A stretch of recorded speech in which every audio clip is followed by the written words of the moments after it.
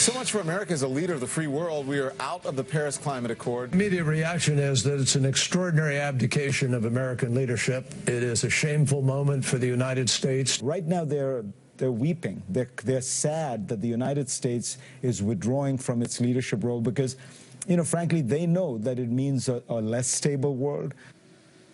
Well, the great madness over the Paris Agreement consumes all in its path. Thousands of celebrities and talking heads and other wise men are crying out all at once, proclaiming the supreme importance of an agreement that they, for the most part, know virtually nothing about. Mark Green is a former New York City public advocate. He's also the founder of Shadowing Trump. It's an anti-Trump shadow cabinet. That cabinet has been particularly unhappy about the Paris pullout, tweeting, quote, "This is not a democracy. Trump's like a lethal spreading virus. Either he kills us or we stop him." Mark Green joins us tonight. Now, Mark, I know you don't like Trump, and you've got That's a pretty good metaphor. Well, it's a grotesque metaphor, but let's get specific rather than metaphorical, if we could, just for 1 second, because you're a smart guy. So a lot of things you disagree with Trump, fine. But the Paris Agreement is what people are upset about right now. And I'm just wondering why, if you really cared about CO2 emissions, you would back an agreement that doesn't hold China or India, two of the biggest polluters in the world, to reducing those emissions, as the Paris Agreement doesn't. Why would you be in favor of that? The UN realized after the Kyoto Agreement that they couldn't have binding standards. And so they decided, with John Kerry among them, to have voluntary standards. So how do you make sure that China lives up to its voluntary standards? Or Germany, or America, or Russia? Well, peer pressure around the world, because we live in one lifeboat, there's no planet B. So they came up with an idea that, Tucker, it's not about hypocrisy. Ann Coulter is right. We're all sinners.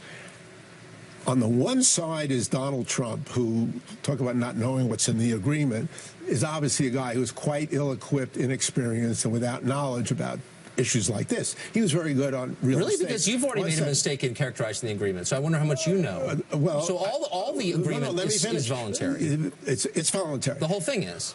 Trump's statement at the Rose Garden said, this non-binding agreement is so draconian. Which is it?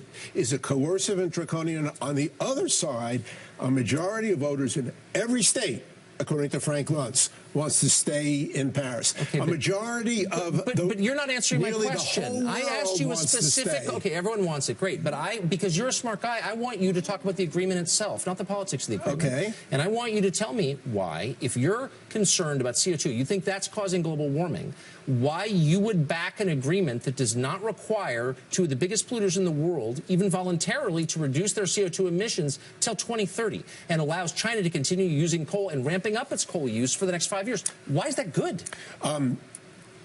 You can't make the perfect the enemy of the good. It's something that we would agree with in the abstract. The UN and the world can't have an entity that would challenge our sovereignty or China's sovereignty. So they came up with something, Tucker, that 194 nations, from Kim Jong-un to Putin to George W. Bush, said is the best way to continue the acceleration of less carbon.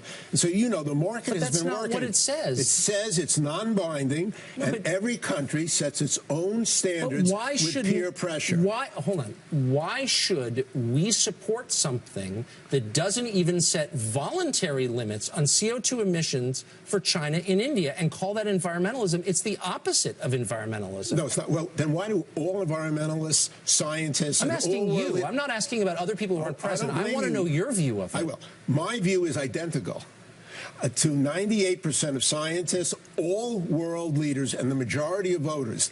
Staying in Paris would help reduce carbon over time because China, India, and America, all three have been the biggest carbon emitters in the last few decades, have said, okay, well, we're not going to shut down our coal plants now. None of that's required, as you know. Coal is down in America. They're going to increase coal usage in China. And increase it. The peak coal in China, the chart shows it's here. And now, by the way, that's not true. That is not what it says. China it says knows its cities. China's choking on its cities. Of course, we agree on that. Look, my point is, you guys are selling this agreement. You're lying about what it says. It doesn't actually promise or even hold them to a non-binding pledge that they will reduce their CO2 emissions anytime in the near future.